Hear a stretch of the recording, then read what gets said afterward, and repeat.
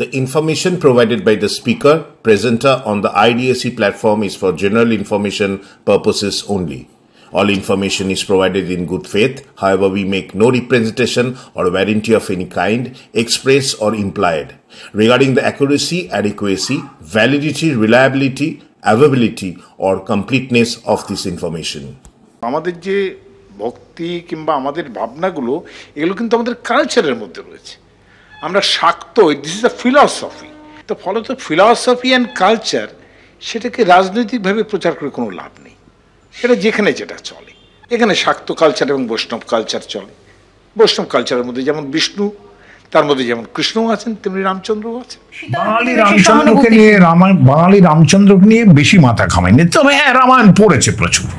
তা না হলে রামায়ণের বাংলা হবে কেন? পঞ্চানন্তর্ক রত্নের মতো রূপ বাংলা করেছেন কেন সেটাকে সেই কালে?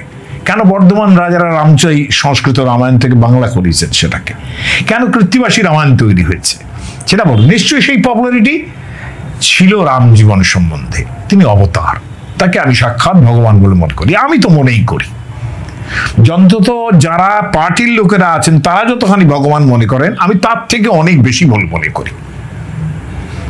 কিন্তু ভগবান নরলীলায় আছেন, এটা বুঝতে হবে। আর নরলীলায় থাকলে তিনি যেখানে আছেন, তিনি ক্ষত্রিয়, তিনি মাছ মাংসও খাবেন, তিনি যুদ্ধও করবেন। তার তো যুদ্ধ করা উচিত নয়। আমি রাম ভক্ত, আমি রামনবমীর দিন নিরামিষ খাবো, অথবা আমার প্রভু রামচন্দ্র তিনিও নিরামিষ খাবেন, তিনি ক্ষত্রিয়, এটা তো হতে পারে না। আমি একাদশী করব বলে আমার রামচন্দ্র একাদশী করবেন, এটা তো হতে পারে না। শাস্ত্রে রামনবমীর যে কথা বলছে, সেখানে বলছে উপবাস করতে, সন্ধ্যাবেলা রামের জয়গান করতে। আচ্ছা, সেখানে মিছিলের কথাই নেই। আচ্ছা, আমরা যে পূর্বকালে দেখছি জন্মাষ্টমীর মিছিল হতো, এককালে তো ধরুন ঢাকায় জন্মাষ্টমীর সব থেকে বড় মিছিল হতো। হ্যাঁ, তো জন্মাষ্টমীর যে কৃষ্ণের যে উপাসনা, কৃষ্ণের উপাসনা করতে বলছে, মিছিলের কথা তো বলা হয়নি। তখনকার দিনে যে জুলুস প্রদর্শন, সে জুলুস প্রদর্শন তো আজকের দিনে হচ্ছে, তখনকার দিনে তো হতো না। এই যে বিবাহ যেখানে হয়েছে, আগেকার দিনে মানে যুদ্ধ করে নারীকে জয় করে আনা হলো, মানে সে আমার স্ত্রী, তিনি প্রভু। এখানে স্বামী মানে প্রভু, বুঝছেন তো? স্বামী মানে আজকে স্বামী স্ত্রীর যে অর্থ, তখনকার দিনে সেটা ছিল প্রভু, মানে ওই প্রভু, তিনি প্রভু মানে স্বামী। সুতরাং এই যে বিবাহ করে যে স্ত্রী আর ওই জয় করে যে স্ত্রী, দুটোর মধ্যে অনেক ফারাক। এই যে দশরথের তিনি কৌশল্যা, কৈকেয়ী, সুমিত্রা, এরা হচ্ছে বৈবাহিক স্ত্রী, বলতে পারি। হ্যাঁ, এবার জয় করে অনেক মহিলাকে নিয়ে এলো, যে তাকে ভালো লাগলো রেখে দিল, এরকম নিয়ে এলো, কিন্তু দেওয়া যাবে না। তাহলে রামচন্দ্রের ক্ষেত্রে এরকম ঘটেছিল বলতে বলছেন, মানে বাল্মীকি, বাল্মীকি? হ্যাঁ, বাল্মীকি যদি বলে থাকেন তাহলে তাই হবে। মহাসমারোহে দেশ তথা রাজ্য জুড়ে রামনবমী পালন করলেন রাম ভক্তরা তথা কেন্দ্রীয় শাসক দলের নেতা ও সমর্থকরা। সঙ্গী কট্টর হিন্দুত্ববাদী সহযোগী সংগঠনের তরফেও উৎসাহ ছিল প্রবল। রাজ্যের শাসক দলও রামভক্তিতে উত্তাল হয়ে ওঠে। বীরভূমের দুবরাজপুরে তো যা ঘটল, তার দ্বিতীয়বার প্রমাণ হলো যে এলাকা দখলে তৃণমূল বিজেপি নিজেদের মধ্যে আঁতাত থুরি সৌভার্ত্যের প্রমাণ রাখলেন। বাম কংগ্রেসের তরফে বিজেমূল তত্ত্ব প্রতিষ্ঠিত হলো কিনা সে জবাবের ভার আমাদের নয়। কিন্তু মনে পড়ে যাচ্ছে উত্তম সুপ্রিয়ার বিলম্বিত লয়ের সেই সুপারহিট গানটি, আরতি মুখোপাধ্যায়ের গাওয়া সেই এক বৈশাখে দেখা হলো দুজনার, জ্যৈষ্ঠেতে হলো পরিচয়, আসছে আষাঢ় মাস, মন তাই বলছে কি জানি কি হয়। এক্ষেত্রে কয়েকদিন ধরে যেভাবে শুভেন্দু অধিকারী, দিলীপ ঘোষ হুমকি দিচ্ছিলেন, মনে হচ্ছিল আসছে রামনবমী, মন তাই ভাবছে কি জানি কি হয়। শেষ পর্যন্ত ওই ছোটোখাটো ঘটনা ছাড়া শান্তিতেই রাম ভক্তরা রামের জন্মদিন পালন করলেন। কিন্তু কেউই বলতে পারছেন না রামের কততম জন্মদিন পালন করলেন। কেন বলতে পারছেন না? কারণ বাল্মীকি জন্মতিথি উল্লেখ করলেও জন্ম বছর কিছু বলেননি। ফলে বাল্মীকির মূল রামায়ণের বাইরে গিয়ে মনের মাধুরী মিশিয়ে বাংলার অন্যতম অনুবাদক কৃত্তিবাস মুখোপাধ্যায় ওরফে ওঝা অনেক নতুন ঘটনা জুড়লেও রামের জন্মসাল নির্ধারণের সাহস দেখাননি। একই কথা প্রযোজ্য উত্তর ভারতের তুলসীদাসের ক্ষেত্রে। আওয়াধি ভাষায় লেখা তার রামায়ণে রামচন্দ্র বাল্মীকির অঙ্কিত রক্তমাংসের দোষগুণের মানুষ নয়, ঈশ্বরের অবতার করে তার ঐশ্বরিক মহিমা প্রচার করেছেন তুলসীদাস। তিনিও কিন্তু রামের জন্মসাল উল্লেখ করেননি। সবচেয়ে বড় কথা, কৃত্তিবাস তো লিখেছিলেন মাত্র একটি অধ্যায়, বাকি অধ্যায় লেখার আগেই তার মৃত্যু হয়। বাকি অংশ আবার নিজের কল্পনায় লিপিবদ্ধ করেন কৃত্তিবাসের ভ্রাতুষ্পুত্র। এই প্রসঙ্গে ঐতিহাসিক রমেশচন্দ্র মজুমদার লিখেছেন তার বাংলাদেশের ইতিহাস গ্রন্থের 365 থেকে 370 পৃষ্ঠায়, কৃত্তিবাস পঞ্চদশ শতাব্দীতে সর্বপ্রথম বাংলা ভাষায় রামায়ণ রচনা করেন। কৃত্তিবাসের রামায়ণ বিপুল প্রচার লাভে লোকমুখে এত পরিবর্তিত হইয়াছে এবং তাহাতে এত প্রক্ষিপ্ত অংশ প্রবেশ করিয়াছে যে কৃত্তিবাস রচিত মূল রামায়ণের বিশেষ কিছুই আজ বর্তমান প্রচলিত কৃত্তিবাস রামায়ণের মধ্যে অবশিষ্ট নাই। কৃত্তিবাস বাল্মীকির রামায়ণকে অবিকলভাবে অনুসরণ করেন নাই। একই কথা তুলসীদাসের ক্ষেত্রেও প্রযোজ্য। গোরক্ষপুরের গীতা প্রেস থেকে প্রকাশিত তুলসীদাসী শ্রী রামচরিত মানসের বঙ্গানুবাদের ভূমিকায় সতীশচন্দ্র দাশগুপ্ত লিখেছেন, বাংলায় এই জিনিসের অনুরূপ কোনো গ্রন্থ নাই। বাংলায় কৃত্তিবাস রামায়ণ একমাত্র লোকপ্রিয় রামায়ণ, কিন্তু তুলসী রামায়ণ উহা হইতে সম্পূর্ণ আলাদা জিনিস। ইহাতে গল্পাংশ কম, যাহাতে রামের প্রতি ভক্তি হয়, যাহাতে মানুষ নীতিপথ চিনিয়া লইতে পারে ও তদানুযায়ী আচরণ করিতে পারে, তুলসী তাহার অবলম্বন করিয়াছেন। অর্থাৎ কৃত্তিবাসের রামায়ণের অধিকাংশই গল্প, দুধের চেয়ে বেশি জল, এমনটাই কি বলতে চেয়েছেন সতীশবাবু? এ তো গেল একটা প্রসঙ্গ। এবার এই তুলসীদাসী রামায়ণের বঙ্গানুবাদের ভূমিকায় সতীশচন্দ্র দাশগুপ্ত স্বীকার করে লিখেছেন, তুলসীদাস যে রামায়ণ রচনা করিয়াছেন তাহা তার মন গড়া জিনিস, উহা বাল্মীকি রামায়ণের অনুবাদ নয়। বাল্মীকি রামায়ণ ছাড়া অন্য যে সকল গ্রন্থে রামকথা আছে, তুলসীদাস সকলেরই সাহায্য লইয়া নিজের অন্তরের তৃপ্তির জন্য এই রামায়ণ লিখিয়াছেন। পৃষ্ঠা নাম্বার 38। পৃষ্ঠা নাম্বার 39-এ লিখেছেন, তুলসীদাস নিজে যে রস আস্বাদা করিয়াছেন সেই রস সকলকেই বিলাইতে চাহেন। উহার প্রধান বাধা বুদ্ধির বাধা।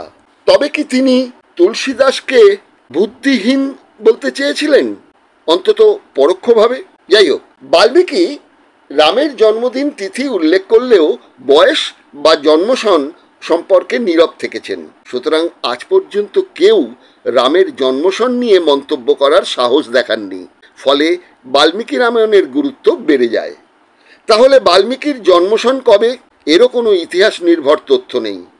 আমরা বরং দেখে নিই বাল্মীকি তার রচনায় কি লিখেছেন তার কয়েকটি শ্লোকের বঙ্গার্থ।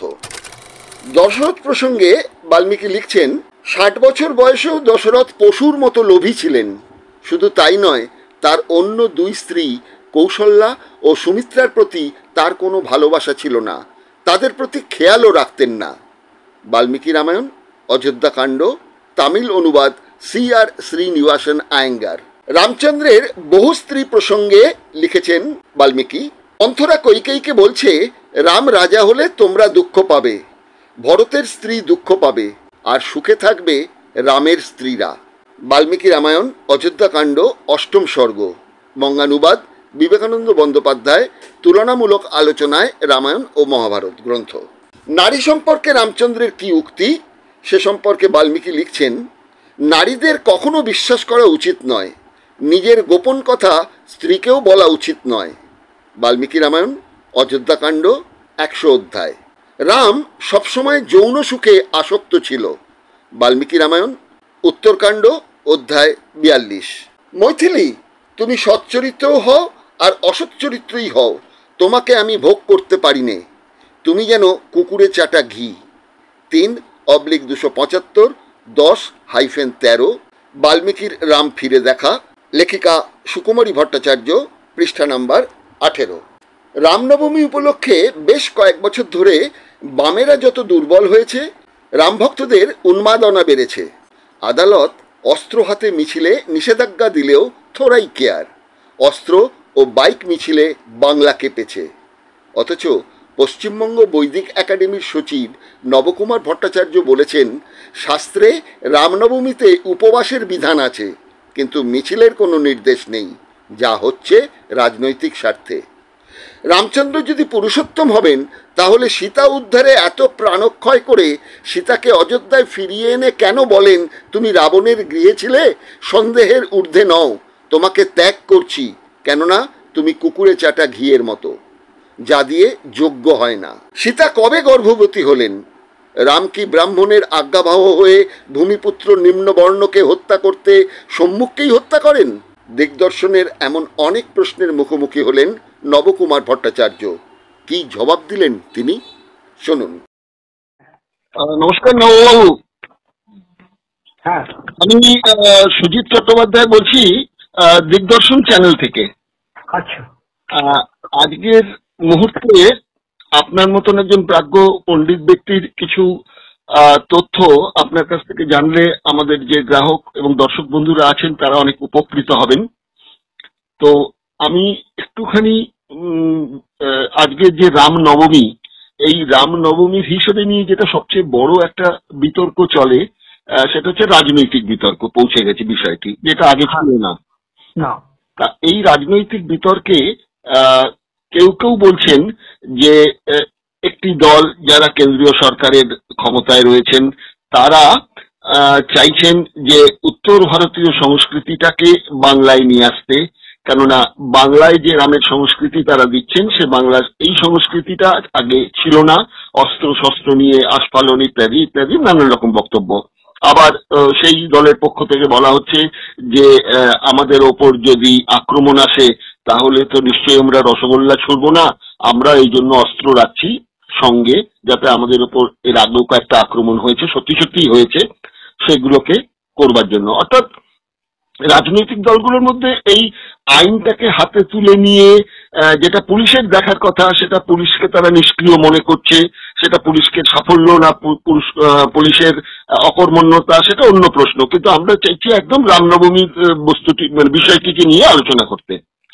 প্রথম কথাটা হচ্ছে যে রামনবমীতে আমরা যেটা জেনে এসেছি ছোটবেলা থেকে সেটা হচ্ছে চৈত্র মাসের শুক্লপক্ষের নবমী তিথিতে রামচন্দ্রের জন্ম হয়েছিল।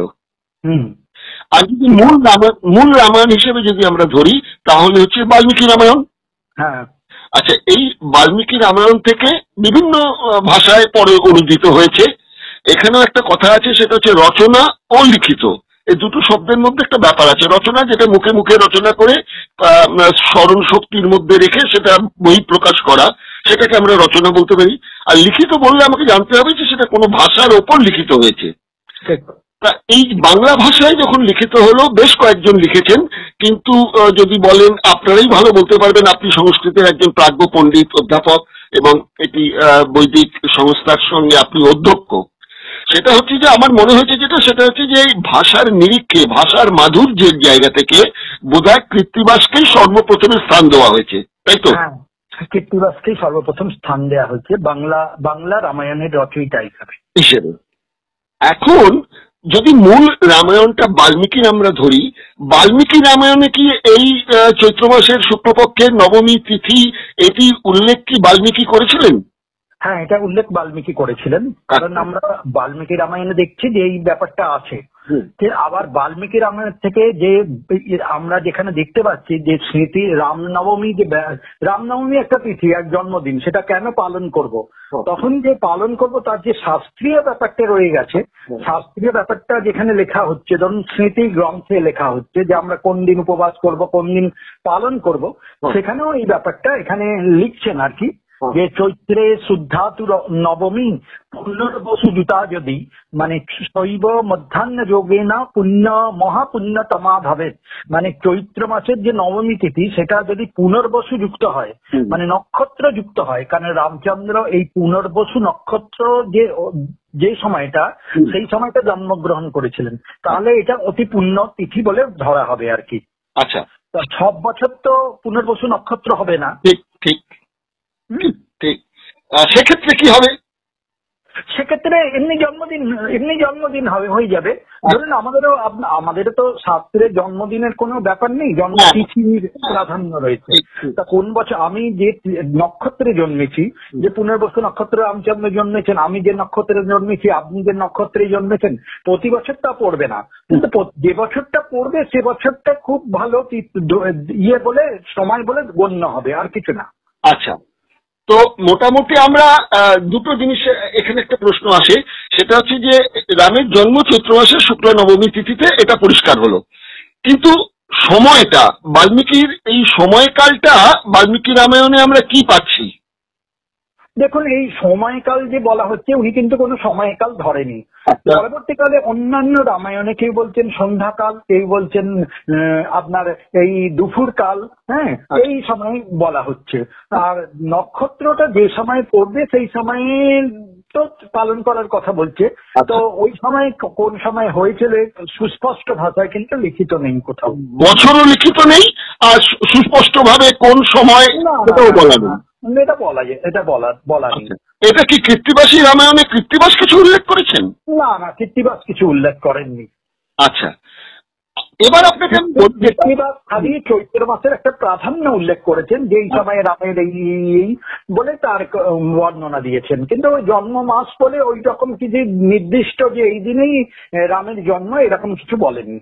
আচ্ছা, এবার আপনাকে আমি বলি যে এই রামায়ণ নিয়ে, রামের জন্মকাল নিয়ে অনেকে বলছেন যে রাম যে সত্যি জন্মগ্রহণ করেছিলেন কিনা, এটা কোনো মিথ ক্যারেক্টার কিনা, মেথোলজির একটা সাবজেক্টের একটি চরিত্র কিনা, সেসব নিয়ে তো বিতর্ক আলাদা কথা। কিন্তু আমরা যদি তর্কের খাতিরে মেনেও নিই যে ঠিক আছে, রাম ভাবে একজন রাজা ছিলেন, তিনি অযোধ্যায় দশরথের ঘরে জন্ম নিয়েছিলেন এবং তিনি পুরুষোত্তম একজন রাজা ছিলেন, এবং রাম রাজ্য বলতে যেটা বোঝায় সেটা হচ্ছে গিয়ে প্রত্যেকের অধিকার সুনিশ্চিত করার জায়গাতে একজন দক্ষ প্রশাসক হিসেবে রামচন্দ্র ছিলেন। এই রামচন্দ্রের জন্ম নিয়ে সময় মানে সাল নিয়ে একটা বলতে পারি যে তিনি একজন চিকিৎসক আবার গবেষক, রামায়ণ নিয়ে গবেষণা করেন, ডক্টর পি.ভি. ওয়াটসন। তিনি লিখছেন যে ৭৩০৬ খ্রিস্টপূর্বাব্দে ২৯শে নভেম্বর বৃহস্পতিবার রামচন্দ্রের জন্ম হয়েছিল। এটা একটা মত। আর সবচেয়ে গুরুত্বপূর্ণ যেটা আমার কাছে মনে হয়েছে, আপনি কি বলবেন জানি না, আপনাকে আমি আপনি নিশ্চয়ই জানেন, আপনাকে মনে করিয়ে দিচ্ছি, 2015 সালে দিল্লিতে ললিত কলা একাডেমিতে একটা প্রদর্শনী হয়েছিল, সেটা করেছিল ইনস্টিটিউট অফ সায়েন্টিফিক রিসার্চের তরফ থেকে। আচ্ছা, এই প্রদর্শনীটির নাম দেওয়া হয়েছিল ঋগ্বেদ থেকে রোবোটিক্স। আচ্ছা, সেখানকার ইনস্টিটিউট ডিরেক্টর সরোজ বালা, তিনি তার গবেষণালব্ধ ফল এবং সেই গবেষণালব্ধ ফলটা থেকে নাকি তিনি নাসা থেকে একটা সফটওয়্যার নিয়ে এসে তার উপর ক্যালকুলেশন করে বলেছেন যে রামের জন্ম খ্রিস্টপূর্ব 5114 সালে, মানে বিফোর ক্রাইস্ট, 10ই জানুয়ারি বেলা 12:05। আচ্ছা, ভালো কথা। সেই দিনের অনুষ্ঠানে উপস্থিত ছিলেন আরএসএস এর যুগ্ম সাধারণ সম্পাদক কৃষ্ণ গোপাল। আচ্ছা, তার পাশে ছিলেন কেন্দ্রীয় সংস্কৃতি মন্ত্রী মহেশ শর্মা। মহেশ শর্মা বলেছিলেন যে এই যে আপনি হিসেবটা বার করেছেন, আবিষ্কার করেছেন, এর জন্য আপনাকে ধন্যবাদ, আমি অভিভূত, আমি আপনাদের সমস্ত রিপোর্ট জমা দিতে বলছি অফিসিয়ালি এটাকে স্টাবলিশ করার জন্য আর কি। আচ্ছা, তাহলে দেখা যাচ্ছে যে বিজেপির যে মূল চালিকা শক্তি আরএসএস, তার একজন সংঘ প্রধান এবং একজন কেন্দ্রীয় সংস্কৃতি মন্ত্রী, তারা এই জিনিসগুলোকে মান্যতা দিচ্ছেন। সেই যদি মান্যতা দিয়ে থাকেন তাহলে এই চৈত্র মাসে, অর্থাৎ যেটা এপ্রিল মাসে পড়েছে, আজকে নয় 6 এপ্রিল পড়েছে, অন্যান্য দিনে অন্যান্য তারিখে পড়তেই পারে, তো সেইটাকে মধ্যে থেকে তাহলে সাধারণ মানুষ যারা এত হিসেব নিকেশ বোঝেন না, একটা চিরাচরিত ধারা থেকে আপনি যেটা বলে এলেন যে চৈত্র মাসে বাল্মীকি উল্লেখ করেছেন, সেটাকে মানতে হবে। আবার এদিকে সায়েন্টিফিক রিসার্চের থেকে তারা যে সফটওয়্যার বার করে একটা হিসেব দিয়েছেন, তাহলে আপনি একজন সাধারণ মানুষের দৃষ্টিতে যদি বলা হয়, তাহলে আপনি এই ব্যাপার দুটো নিয়ে কি বলবেন? দেখুন, আমরা সাধারণত হিন্দু শাস্ত্রে যেটা বলা হচ্ছে সেটা হচ্ছে দিনের প্রাধান্যকে দেয়নি, তিথির প্রাধান্য দিয়েছে, তিথির মাহাত্ম্য সেখানে বর্ণনা হয়েছে। ধরুন দুর্গাপুজো কোনো বছর ষষ্ঠী সেপ্টেম্বরে পড়ছে, কোনো বছর ষষ্ঠী অক্টোবরে পড়ে যাচ্ছে। সুতরাং দিন তো এখানে তিথির ওপরই নির্ভর করে সমস্ত কিছুতে। কখনো কখনো মহাভারতেই আছে 360 দিনে কখনো বৎসর হয়, কখনো 365 দিনেও বৎসর হয়। তো সেখানে মলমাসের কথা বলা আছে। সুতরাং এর দিন তো পাল্টে যাবে, দিন একদিন থাকবে না, দিন পাল্টে যাবে।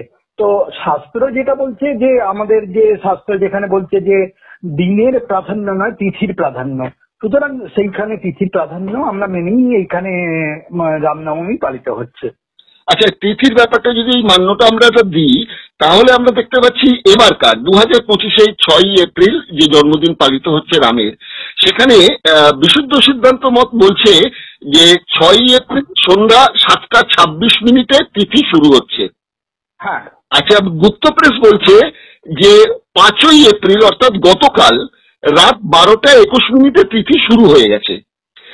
তিথির ক্ষেত্রেও তো এই দুটো পঞ্জিকার দুরকম মত থাকতে পারে। প্রতি বছর তো দুর্গাপুজো নিয়ে লড়াই হয়, দুটো তিথির মধ্যে লড়াই হয়। হ্যাঁ, সুতরাং এইটা তো ঠিক আছে যে যারা যেটা মানবেন। আপনি ধরুন আমাদের এখানে এমনি বাড়িতে পুজো হচ্ছে গুপ্ত প্রেস মেনে, আবার মিশনে পুজো হচ্ছে বিশুদ্ধ সিদ্ধান্ত মেনে।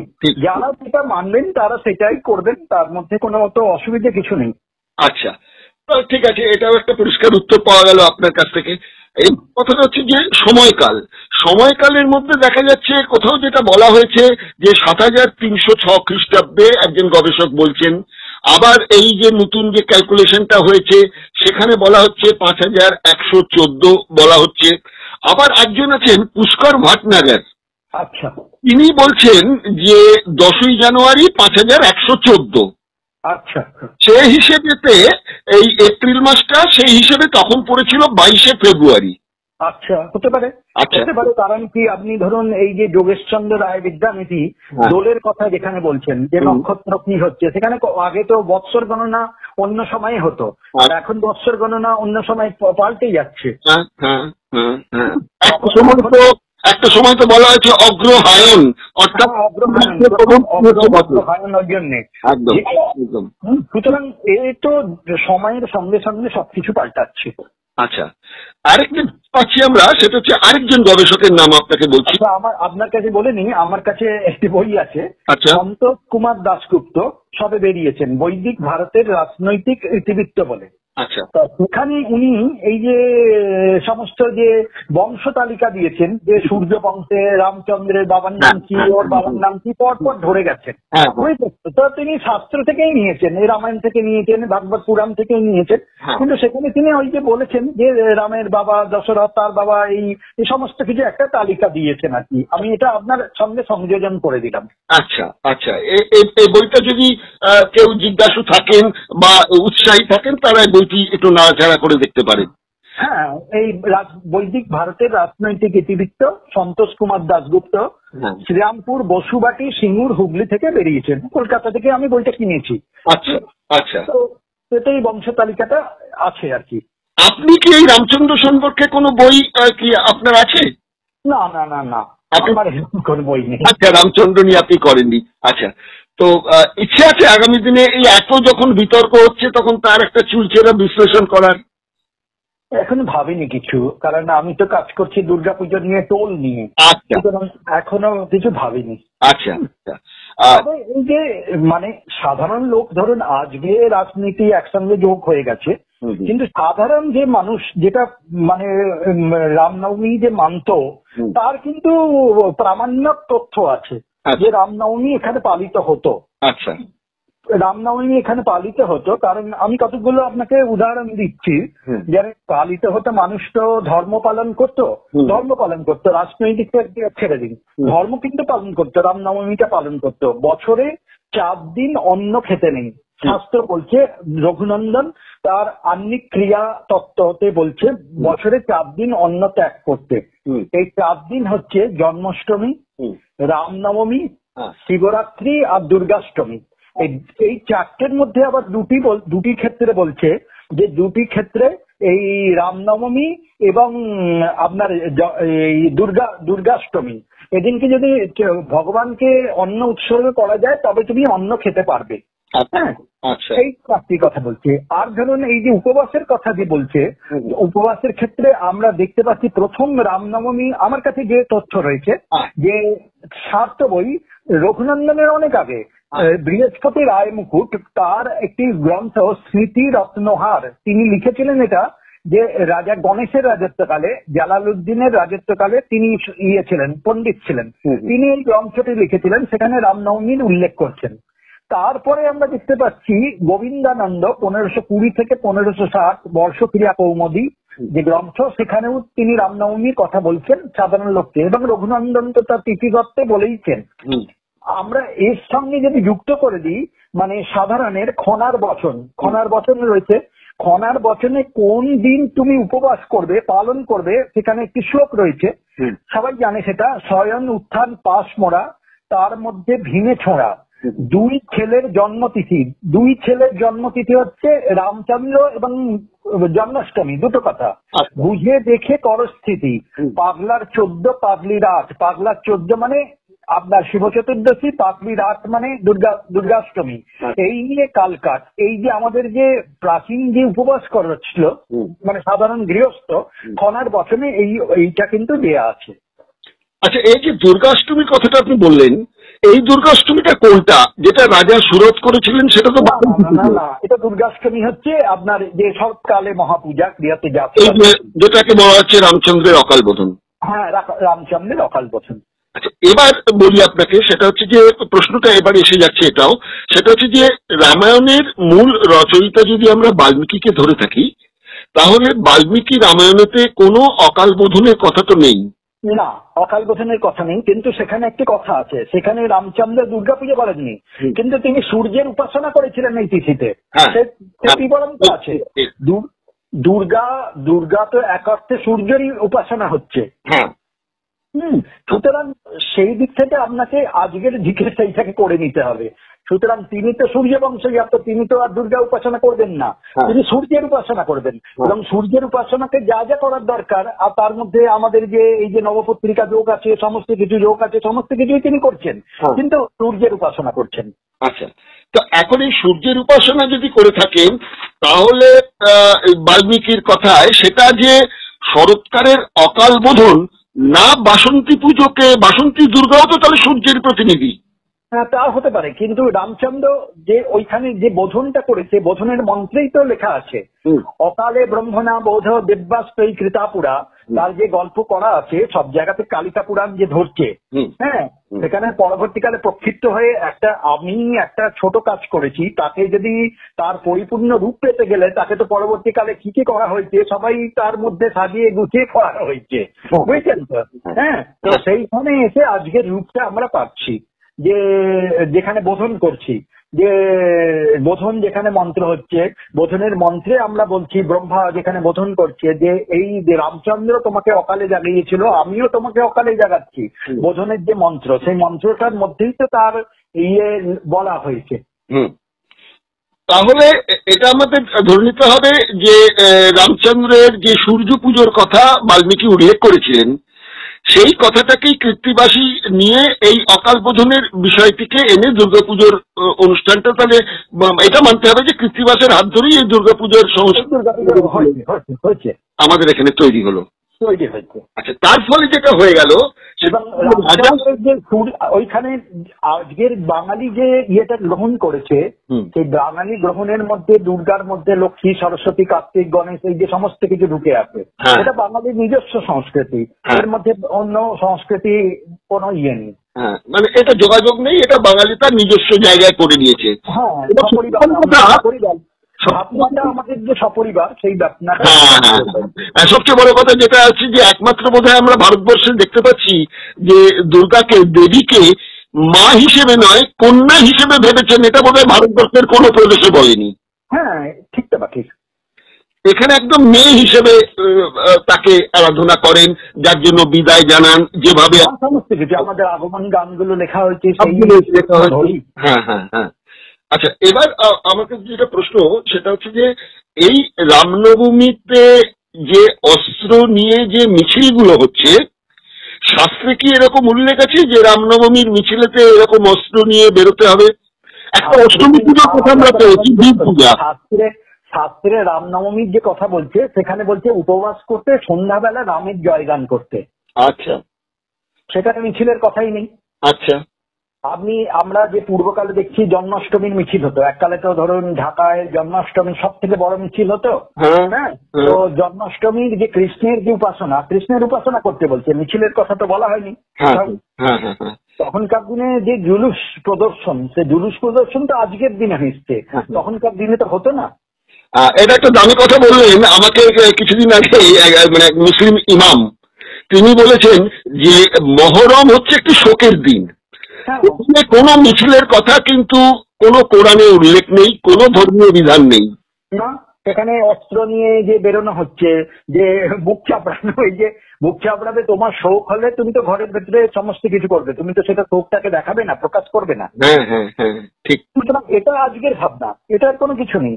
এবার ধরুন এই যে অস্ত্র প্রদর্শন হচ্ছে, শাস্ত্রীয় অস্ত্র প্রদর্শন, আমাদের যে দেবীর হাতে যে অস্ত্র থাকে, দেবতার হাতে অস্ত্র আছে, দেবতার হাতে কি অস্ত্রহীন রামচন্দ্র তো আমরা পুজো, রামচন্দ্রের ধনুর্বাণ তো আছেই, কৃষ্ণের বললেই আমরা সুদর্শন চক্র দেখতে পাচ্ছি। কৃষ্ণকে যেভাবেই আমরা বন্দনা করি না কেন, তাকে তার বাল্য অবস্থায় ধরুন গোপালের মূর্তি আমরা পুজো করছি, সবকিছু করছি, সমস্ত কিছু হচ্ছে, কিন্তু যখনই আমরা সংকটে পড়ছি তখনই তো আমরা দেবতাকে স্মরণ করছি। পরিত্রাণায় চ সাধুনাং বিনাশায় চ দুষ্কৃতাম। হ্যাঁ, তো ধর্ম সংস্থাপনার্থায় সম্ভবানি যুগে যুগে, তাকে যখনই স্মরণ করছি তখন তিনি যে অবস্থায় আমাদের মধ্যে আসছেন, তা সেটা তো মানে সেটা নিশ্চুপ, মানে খুব অস্ত্র নিয়ে আসছেন, আমাদেরকে রক্ষা করার জন্যই তিনি আসছেন। দেবী দুর্গার যে আমরা যে রূপেই পুজো করি না কেন, কিন্তু দুর্গাকে আমরা যে প্রার্থনা করছি, দেবতারা দুর্গাকে যে প্রার্থনা করেছে, যখনই আমরা বিপদের শরণাপন্ন হয়েছি তখনই তো তার শরণাপন্ন হয়েছি। তখন তো তার কন্যা রূপের পুজো আমরা করতে পারি, কন্যা রূপের, কিন্তু তার শরণাপন্ন যখন হব, আমরা বিপদে পড়লেই তো দেবতার শরণাপন্ন হই, বিপদের যখন শরণাপন্ন হব তখন তো তিনি আমাদের বাঁচাবার জন্যই আসবেন। এই যে যে বক্তব্যটা আপনি রাখলেন সেটা হচ্ছে যে স্বয়ং বিষ্ণু অবতার হয়ে এই ধরাধামের যত পাপ বিনষ্ট করার জন্য তিনি এসেছিলেন, ধর্ম রক্ষার জন্য, ধর্ম স্থাপনার জন্য, একদম যে গীতার দশাবতার স্তোত্র, দশাবতার, তার যে 10 অবতার সবগুলোই তো আমাদের পাপের বিনাশের সঙ্গে সঙ্গে তিনি তার করেছিলেন, তাকে আমাদের উদ্ধার করেছিলেন। আর সেগুলো তো অহিংস ভাবে হয়নি, সহিংস ভাবেই হয়েছে। আচ্ছা, এখন যেটা আপনি বললেন দশাবতারের কথা যেটা বললেন, সেটা তো দেখছি যে কোথাও কোথাও 10 অবতার, কোথাও কোথাও 7 অবতারের কথাও বলা হয়েছে।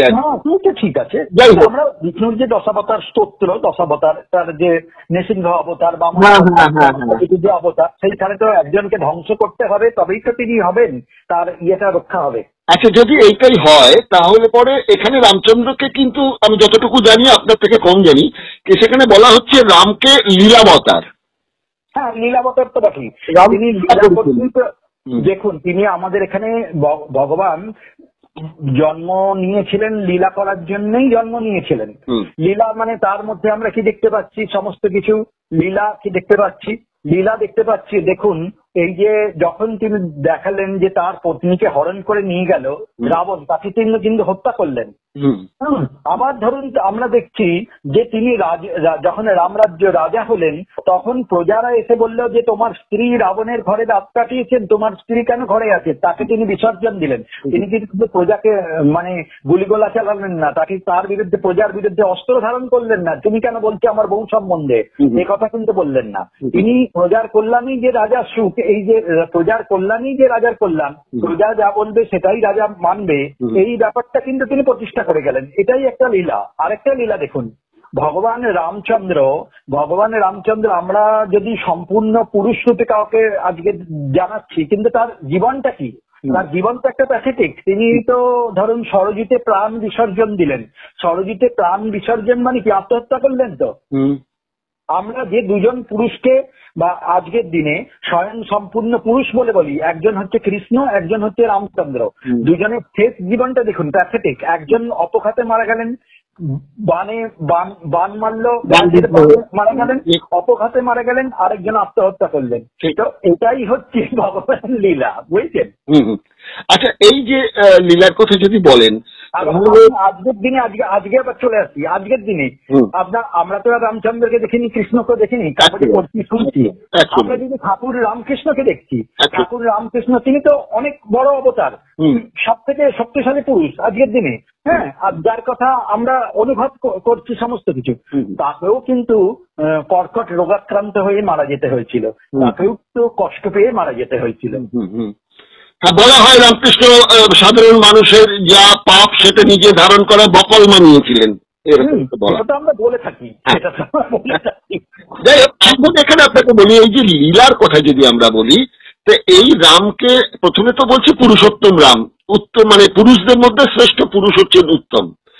ওখানে আবার বাল্মীকি রামায়ণে যেটা দেখতে পাচ্ছি সেটা হচ্ছে যে আপনি যেটা বললেন যে একজন রাজধর্ম যদি পালন করতে হয় তাহলে তার জীবনের প্রিয় জিনিসগুলোকেও ত্যাগ করতে হয় প্রজার হিতার্থে। হ্যাঁ, এটা তো কৌটিল্য বলেছেন।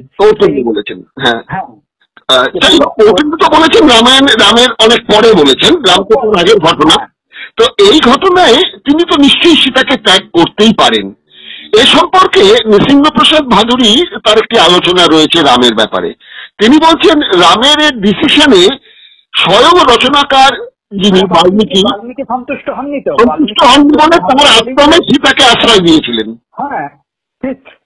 আচ্ছা, এবার তার কাছেই কিন্তু যিনি এই রামকে রচনা করছেন, রামের এই বিভিন্ন গুণগান করছেন, তিনি রামের এই ব্যবহারটাতে সন্তুষ্ট হননি। আর যদি লীলার কথা বলেন তাহলে আপনি এই যে সম্মুখ হত্যা রামের, এটাকে আপনি কি লীলা বলবেন? না দেখুন, যদি এটা না ঘটতো, এই যে সম্মুখ হত্যা, বালিবধ, এইগুলো যদি না ঘটতো তাহলে আমরা রামচন্দ্রকে আমাদের পুরুষ বলে মনেই করতাম না। আমাদের একাত্ম পুরুষ বলে মনে করতাম না। যে আমাদের যে মানব চরিত্র রামচন্দ্রকে আমরা দেবতা বলে খুব কম মানি, তাকে আমাদের পুরুষ বলেই মানি। মানব চরিত্রে আমাদের থেকে অনেক উন্নত ধরনের মানব চরিত্র বলে মানি। এই ঘটনা যদি না থাকতো, এই যদি ধরুন এই মানে দোষগুলো যদি না থাকতো তাহলে তিনি অনেক ঊর্ধ্বে হয়ে যেতেন। আমাদের মধ্যে আমাদের একাত্ম করে আমরা ভাবতেই পারতাম না। কিন্তু আপনি একজন বেদজ্ঞ মানুষ হয়ে একটা বৈদিক সংস্থার একজন অধ্যক্ষ হিসেবে বলছেন যে দোষে গুণে একটা মানুষ যেমন হয়, তিনি মানব জন্ম যখন নিয়েছেন তার দোষ গুণ দুটোই থাকতে হবে। এখন থাকবে তো। আপনি ধরুন আপনি মহাভারতে আলোচনা করুন, মহাভারতটা খুলেই দেখুন, ধর্মক্ষেত্রে কুরুক্ষেত্রে বলছে, মহাভারতে কখন বলছে ন মনুষ্যাৎ শ্রেষ্ঠ তরং হি কিঞ্চিৎ, মানুষের থেকে শ্রেষ্ঠ আর কিছু নেই। যখন যুদ্ধ হয়ে গেল তখন বলা হচ্ছে মানুষের থেকে আর শ্রেষ্ঠ কিছু নেই। এত যুদ্ধ হয়ে গেল, এত লোকক্ষয় হয়ে গেল, যদি মানুষের থেকে শ্রেষ্ঠ কিছু না থাকে তাহলে এত ক্ষয় হলো কেন? হ্যাঁ, তো এইগুলো থাকবেই। এই যে দোষ ত্রুটিগুলো সমস্ত কিছুই থাকবে।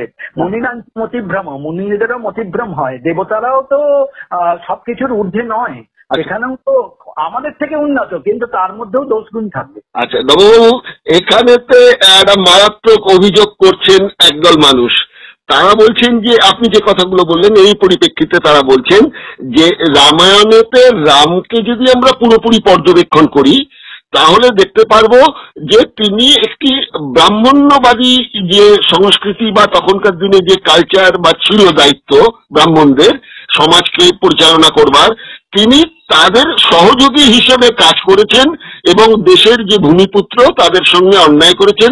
প্রথম 5 বছর বয়সে তারকা বধ থেকে তার শুরু হয়েছে, একজন নারী বধ, যে নারীর সঙ্গে রামের কোনো সময় তার সম্মুখ কোনো রকম তাদের দুজনের মধ্যে ঝামেলা হয়নি, একদম পুরোপুরি তিনি বিশ্বামিত্রের কথায় তাকে বধ করলেন। সম্মুখকেও যে বধ করলেন সেও কিন্তু এক ব্রাহ্মণ ঋষির কথায়। পরবর্তীকালে আমরা যেটা চলে যাচ্ছি সেটা হচ্ছে গিয়ে লক্ষণকে বধ করার জন্য তিনি সিদ্ধান্ত নিলেন, সেও এক ব্রাহ্মণ দুর্বাসার কথায়। আবার হনুমান যার চির দাস অনুগত, তাকে হত্যা করার জন্য তিনি একবার উদ্যোগ নিয়েছিলেন, সেও এক ব্রাহ্মণের কথায়। সীতাকে যে বনবাসে পাঠালেন সেটাও হচ্ছেন রাজ পরিবারের বিভিন্ন যারা ঋষি ব্রাহ্মণ্যতন্ত্র তার কাছে অভিযোগ করেছিল, সেই জন্য করেছিলেন। তাহলে এই যে মানুষরা বলছেন যে এই সমাজের নিচুতলার মানুষদের সঙ্গে ব্রাহ্মণ্যবাদের যে সংঘাত ছিল একটা সময়ে, সেইটার প্রতিনিধি হিসেবে রামচন্দ্র লীলাবতারে লীলা করার নামে তারা কিন্তু এইটাই করেছেন, সেটা হচ্ছে যে ব্রাহ্মণ্য ধারাকে অক্ষুণ্ণ রাখতে নিচের তলার মানুষকে দমন করার কাজটাই নাকি তিনি করেছেন। এর বিশ্লেষণ আপনি কিভাবে দেখেন? এর বিশ্লেষণ তো মানুষের এসব আলোচনা থাকবেই, কিন্তু রামচন্দ্রই প্রথম লোক যিনি আর্য অনার্য সংস্কৃতিকে একসঙ্গে জুড়ে দিয়েছেন। যখন তিনি সীতা উদ্ধারে যাচ্ছেন তখন তিনি তাদের সহায়তা নিয়েছেন, তখন তো তিনি সহায়তা নেননি। অনার্য যারা, যদি রামচন্দ্রকে আর্য আমরা বলি, অনার্য যারা নিচুতলার লোক, নিচুতলার সমস্ত কিছু জনজাতি সমস্ত কিছু তাদের সঙ্গে তিনি যোগ করেছেন, সেখানে তিনি গেছেন। তিনি গিয়ে ধরুন সবরই তো ব্রাহ্মণ্য নয়, তার গৃহেও তিনি ইয়ে করেছেন এবং তার হাতে তিনি দান নিয়েছেন, জলগ্রহণ করেছেন, সমস্ত কিছু। তো সেইগুলো তো দেখতে হবে, সেইগুলোও দেখতে হবে। হ্যাঁ, সেগুলো দেখতে হবে, কিন্তু যেটা করেছেন বালিরাজাকে সেটা তো হচ্ছে তখনকার যে রাজনীতি, তখনকার যে রাজত্ব পরিচালনা, তার মধ্যে অনেক কিছু বাধ্য হয়েছেন। একদম একদম একদম এই কথাটা বলছিলাম। আজকের যারা রাজনীতি করছেন রামকে ব্যবহার করে, সে যুগেও কিন্তু রাজনীতির প্রয়োজনে রামকেও অনেক জায়গায় অ্যাডজাস্ট করতে হয়েছে। হ্যাঁ, করতে তো নিশ্চিত হয়েছে। হ্যাঁ, তো নিশ্চিত হয়েছে। আচ্ছা, তাহলে আচ্ছা, এবার আরেকটা জায়গায় চলে যাচ্ছি বাল্মীকি রামায়ণে। বাল্মীকি রামায়ণে আমরা এবার দেখতে পাচ্ছি যে এই যে স্ত্রীকে তিনি উদ্ধার করে নিয়ে এলেন, নিয়ে আসার পরে বলছেন যে আমি কিন্তু তোমাকে স্ত্রী হিসেবে উদ্ধার করিনি, অযোধ্যার রাজা হিসেবে নারীকে রক্ষা করার যে আমার রাজ দায়িত্ব সেটা আমাকে পালন করার প্রতীকী হিসেবেই তোমাকে কিন্তু আমি তুলে নিয়ে এসেছি ওখান থেকে। তোমাকে আমার এখন প্রয়োজন নেই, তুমি লক্ষণকে কিংবা শত্রুঘ্ন, ভরত, বিভীষণ, সুগ্রীব যাকে খুশি তাকে বিয়ে করে চলে যেতে পারো। এটা বাল্মীকি রামায়ণে উল্লেখ আছে।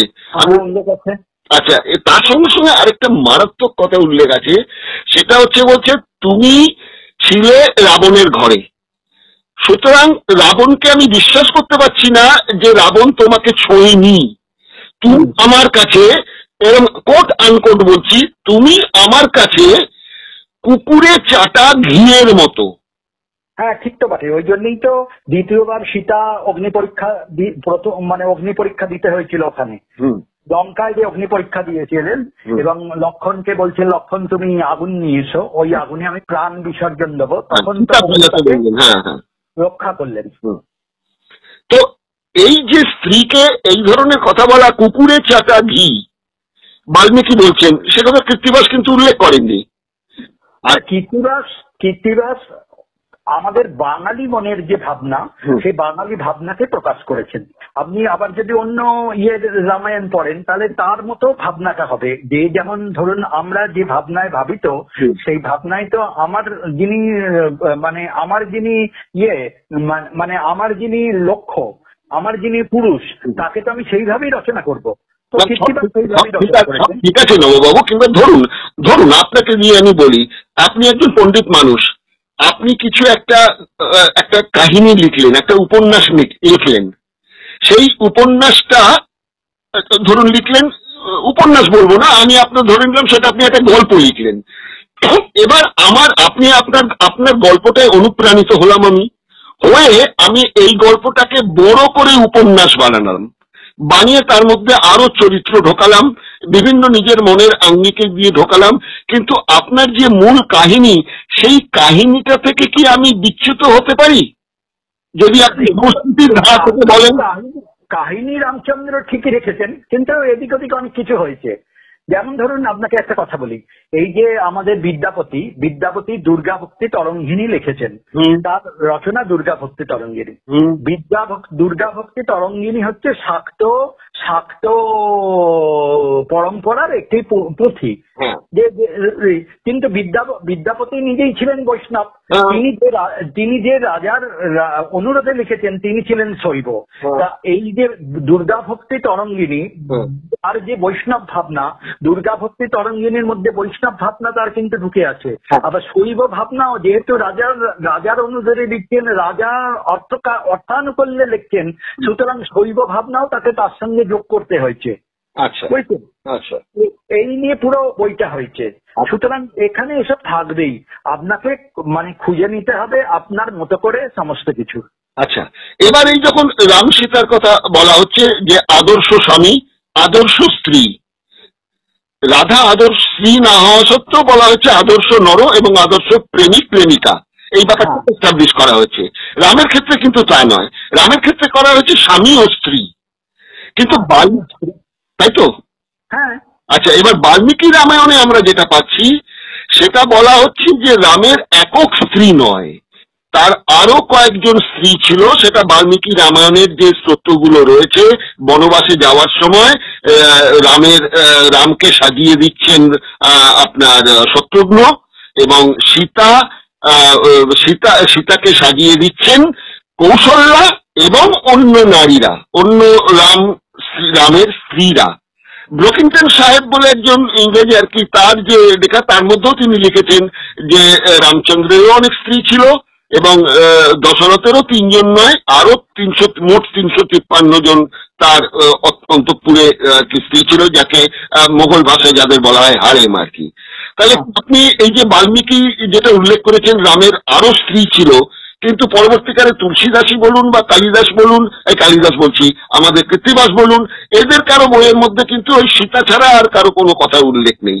না, আর কথা উল্লেখ পাবেনও না। কারণ কি, এই যে বিবাহ যেখানে হয়েছে, আগেকার দিনে মানে যুদ্ধ করে নারীকে জয় করে আনা হলো মানে সে আমার স্ত্রী।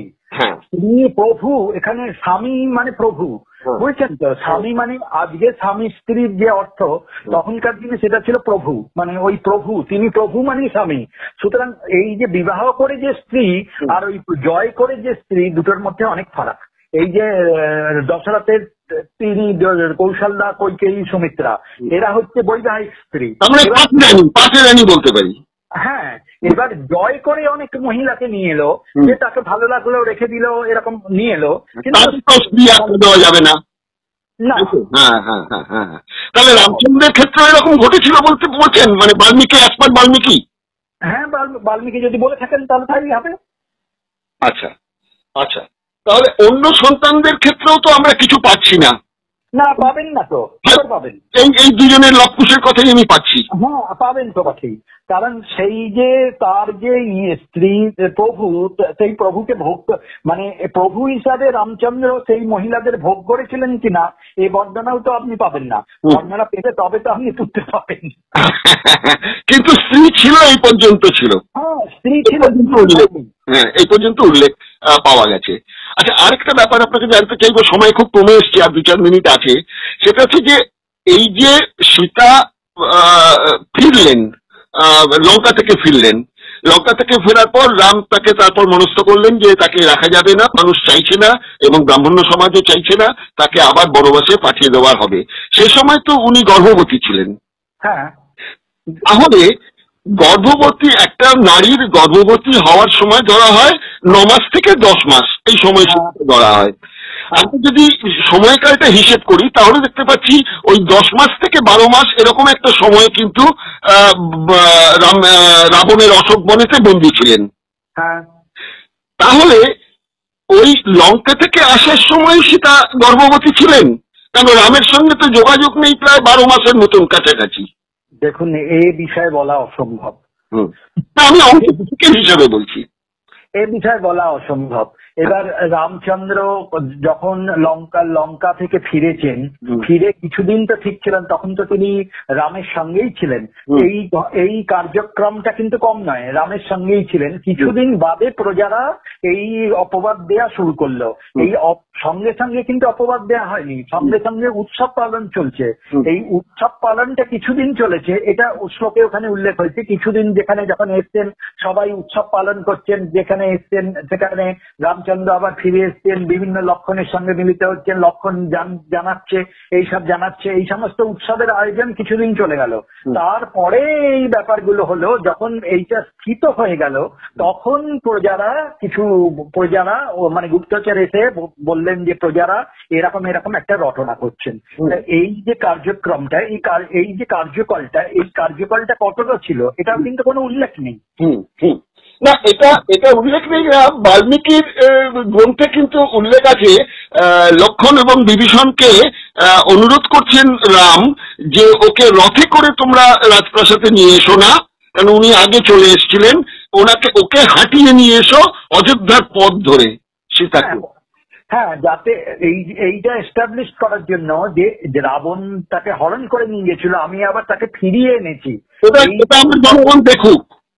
হ্যাঁ, এটা জনগণ দেখুক যে আমরা তাকে ফিরিয়ে এনেছি। এটা তার শৌর্যের পরিচয় দিয়ে তাকে মানে হাঁটিয়ে নিয়ে আসা হয়েছিল। আচ্ছা, এবার তো হাঁটিয়ে তো তাকে নিয়ে আসা হলো। নিয়ে আসার পরে তাকে যখন এই শব্দগুলো ব্যবহার করছেন যে কুকুরে চাটা ঘিয়ের মতো, তুমি কুকুরে চাটলে যেমন ঘিকে যজ্ঞে ব্যবহার করা যায় না, তেমনি তোমাকেও আমি ভোগ করতে পারি না। তা ও যে রাবণের ঘরে ছিলেন, রাম তো সেটা জানেনি, ওখান থেকেই নিয়ে এসছেন। তাহলে নিয়ে আসার পর হঠাৎ কয়েকদিন বাদে এই উত্তরটা কেন উনি দেবেন? উনি তো পরিষ্কারই বলতে পারতেন যে আমার যে প্রজা তারা আমার সন্তান সম, তারা তোমার প্রতি সন্দেহ করছে, সুতরাং তাদের সঙ্গে নিরসনের জন্যই তোমাকে পাঠাচ্ছি আমি। সেখানে কেন বাল্মীকি এই সত্যগুলো লিখছেন? যে এবার বলতে পারবো না এবার কেন লিখছেন, কি হতো, কোনো কিছু ব্যাপারটা লজিক্যালি আসার জন্য আর কি আমি বলছি যে এটা কিভাবে তাহলে সম্ভব হয়। এবং আমরা যেটা বাল্মীকি রামায়ণে পাচ্ছি সেখানে তো পরিষ্কার বলা হচ্ছেন যে সীতা বলছেন যে আমি রাবণের কাছে ছিলাম, সেটা তো আমার কিছু দোষ নয়, আমার কিছু করার ছিল না। সুতরাং রাবণ যদি আমার সঙ্গে কোনো সম্পর্ক গড়েও উঠে থাকে তার জন্য তো আমি দায়ী নই। এটা কিন্তু বাল্মীকি রামায়ণের মধ্যে সীতার এই স্বীকারোক্তিগুলো আছে।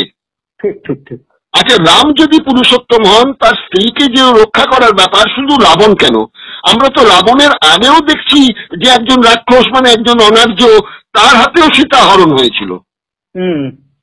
তাহলে রাম সেবারও তো প্রথম অবস্থায় সীতাকে রক্ষা করতে পারেননি, সীতা অনেক রিকোয়েস্ট করলেন যে আমাকে।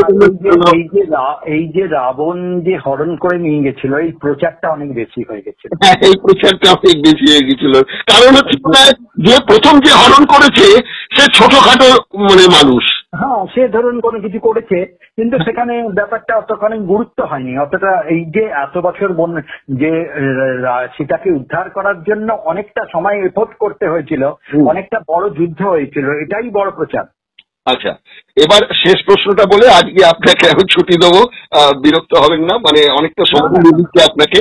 সেটা হচ্ছে যে রামচন্দ্রের যদি জন্মদিন, জন্মতিথি, রামচন্দ্রের চারিত্রিক বিশ্লেষণের সবগুলো নিয়ে আলোচনা করলাম আপনার সাথে।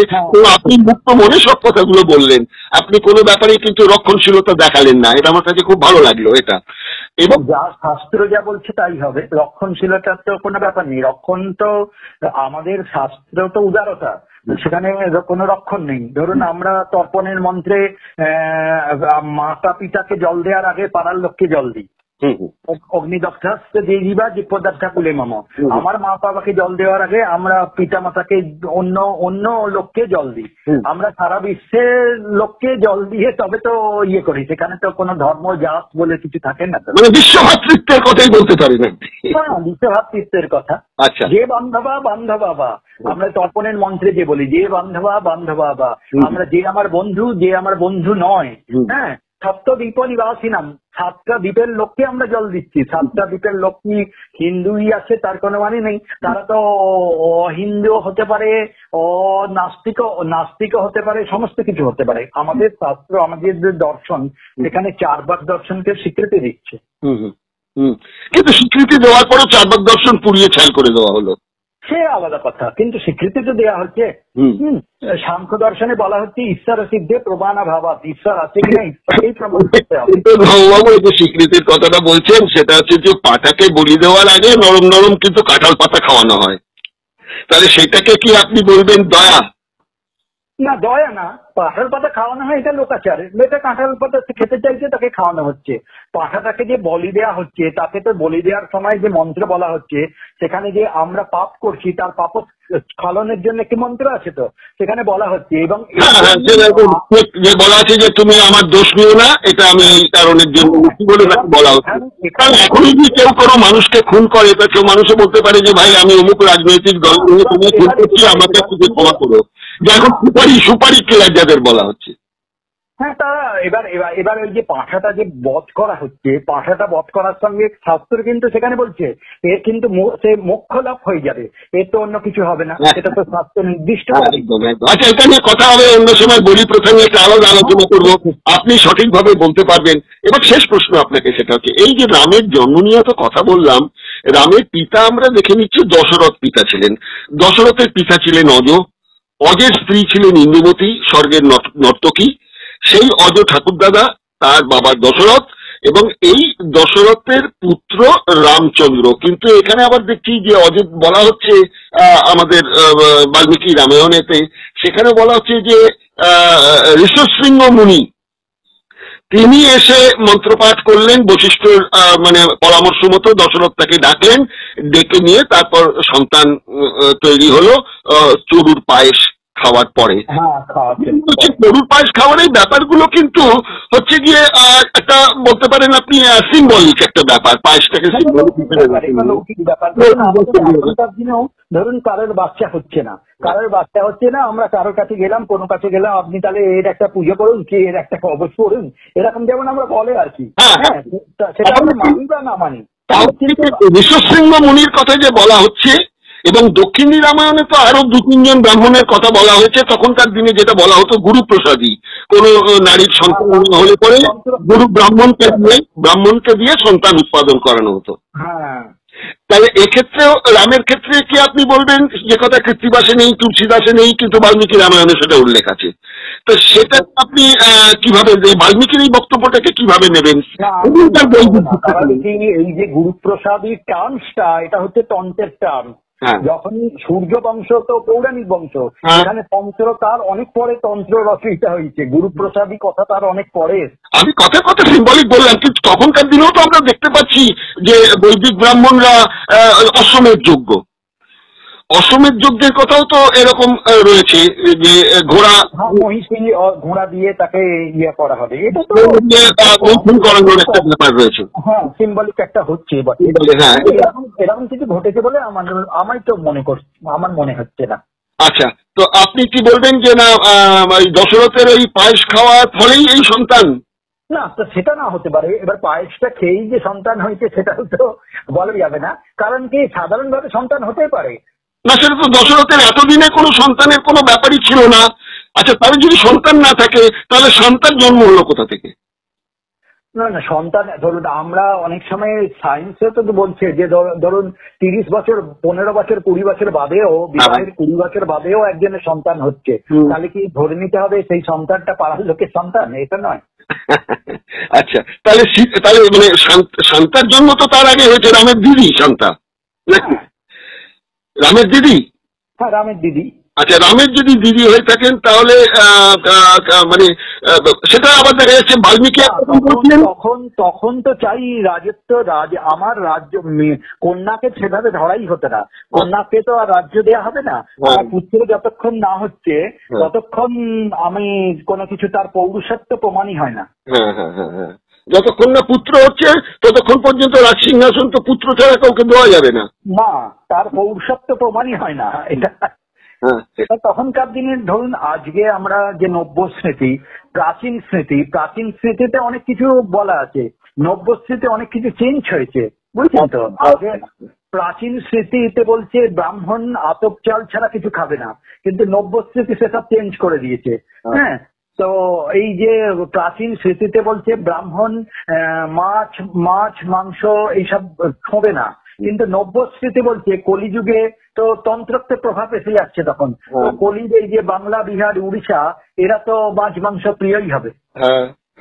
ইতিহাস তো তাই বলে।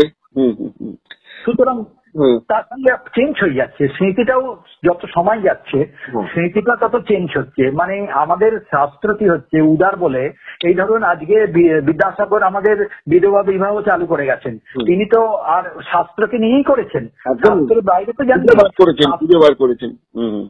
শাস্ত্রকে নিয়েই করেছেন, শাস্ত্রটাকে সংস্কার করেছেন, শাস্ত্রকে যা আছে সেটাকে সংস্কার করেছেন, আমাদের শাস্ত্র সেটাকে মেনে নিয়েছে, আমাদের মানুষরা সেটাকে মেনে নিয়েছে, আর কিছু না।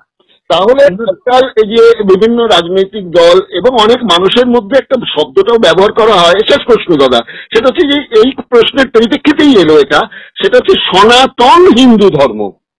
যদি সনাতন হিন্দু ধর্ম এই শব্দটা যদিকে আমরা তর্কের খাতিরে মেনে নিই, আমার কাছে মনে হচ্ছে সনাতন ধর্মটা আলাদা, হিন্দু ধর্মটা আলাদা। হিন্দু ধর্মের সৃষ্টি অনেক পরে, যা হিসেব বলছে। যাই হোক, সে প্রশ্ন আলাদা, অন্য একদিন হবে।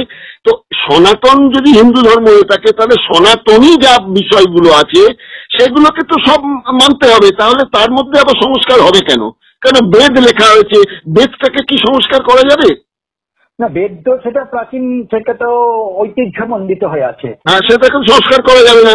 হ্যাঁ, এবং ধরুন আজকে যে হিন্দু ধর্ম তো পরবর্তীকালে এসছে, হিন্দুর নাম হচ্ছে, এবং হিন্দু নামে হিন্দুদেরই আপত্তি ছিল।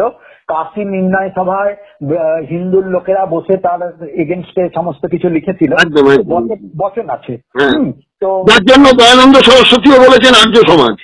হ্যাঁ, তো এই যে হিন্দু যখনই সনাতন বলা হচ্ছে, তো সনাতন সেই জন্যই সনাতন, আর কিছু না। সনাতন তো প্রথম থেকেই সনাতন আছে, এবার একটা ডেফিনেশন লাগানো হয়েছে, এটা হিন্দু, এই হিন্দু। আর সনাতনী ভাবনা তো সেইটা সনাতন যা আছে তা বলেই সেইটাকে রক্ষা করাই সনাতনী ভাবনা নয়। সনাতনী ভাবনা তো সনাতনীরও সংস্কার হচ্ছে। আজকে সুপ্রিম কোর্ট যে বলছে যে হিন্দুত্ব যে সনাতনের যে দিচ্ছে ডেফিনেশন, ওয়ে অফ লাইফ, যে জীবনধারা, যে প্রবাহমান জীবনধারা, তাই হচ্ছে সনাতন হিন্দু ধর্ম। তাই তো প্রবাহমান লাইফ। আপনি যেটা ধরছেন যে এই যে হচ্ছে, তাহলে আগেকার দিনে ধরুন আজকে এখনো অনেক জায়গায় মানে ছিল যে উড়িষ্যায় যে এর ভাইয়ের বউকে বিবাহ করতো, যে তাহলে সেইটা, তার মধ্যে তো কুসংস্কার অনেক কিছু ছিল।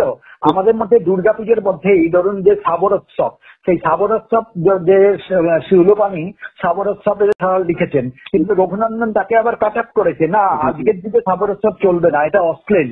সুতরাং সনাতন প্রতি মুহূর্তে চেঞ্জ হচ্ছে, চেঞ্জ না হলে কি করে চলবে? চেঞ্জ আছে বলেই সনাতন আজকে আমাদের ধর্মটা প্রবাহমান ভাবে চলছে। তাহলে সমাজের প্রয়োজনে এগুলোর সংস্কার যুগে যুগেও হয়েছে, এখনো হচ্ছে। সুতরাং সনাতন হিন্দু ধর্ম শব্দটাকে ব্যবহার করে যা পূর্বে ছিল, বেদেতে যা ছিল বেদে তাই আছে, তারপরে আর কিছু যেমন বেদে ঢোকেনি। সনাতন হিন্দু ধর্ম তো এই যে পরিবর্তনগুলো আপনি বলছেন, তাহলে তো এটাও তো তাদের মানতে হবে যে সনাতনী বলে ব্যাপার নয়, সনাতনীয় সংস্কার হয়। হ্যাঁ, নিশ্চয়ই সংস্কার হচ্ছে বলেই তো আজকে এত কিছু হচ্ছে। আপনি ধরুন আজকে যে মিছিল বেরোচ্ছে, মিছিল তো সংস্কার হয়েছে বলেই বেরোচ্ছে, সমাজের প্রয়োজনে তাদের প্রয়োজন হয়েছে তাই তো বেরোচ্ছে। ঠিক একদম ঠিক বলেছেন, একদম আজকে প্রয়োজন। তবে ধরুন এই যে হিন্দুত্ব, মানে এই যে ধরুন আমরা কি সমাজের সঙ্গে সঙ্গে ধরুন যখন মুসলমান রাজত্ব ছিল, আমরা তখন তাদের মতো পুজো করেছি। আমরা তো বলেছি সত্যনারায়ণ পুজো করেছি। সত্যনারায়ণ পুজোর কারণ কি? আমরা বলছি যেই রাম সেই রহিমের নাম একই হয়, কিন্তু আমরা পুজো করছি কার? সত্যনারায়ণ ওপরে রয়েছে, কিন্তু তলায় একটা অস্ত্র ঢুকিয়ে দিয়েছি। সত্যনারায়ণের তলায় একটা ছুরি রাখা হয়, সেই অস্ত্রেই তো পুজো হয়। সুতরাং ভাবতে কিছু নেই, সমাজের সংস্কার সমস্ত কিছু হবে। ঠিক, খুব ভালো লাগলো আজকে রামনবমীর মুহূর্তে আপনার সাথে আলোচনা করলাম। এরপর আজকে হনুমান জয়ন্তী, এই হনুমান জয়ন্তীর প্রেক্ষিতে আবার আপনার কাছে কিন্তু অনেক তথ্য নেব এবং আমাদের দর্শক বন্ধুদের কাছে তাদের যে মনের জিজ্ঞাসা প্রশ্নগুলো আছে সেই উত্তরগুলো আপনার কাছ থেকে নিয়ে তাদের কাছে পৌঁছে দেবো। ঠিক আছে, ভালো থাকুন। নমস্কার। নমস্কার। দর্শকদেরও নমস্কার। নমস্কার।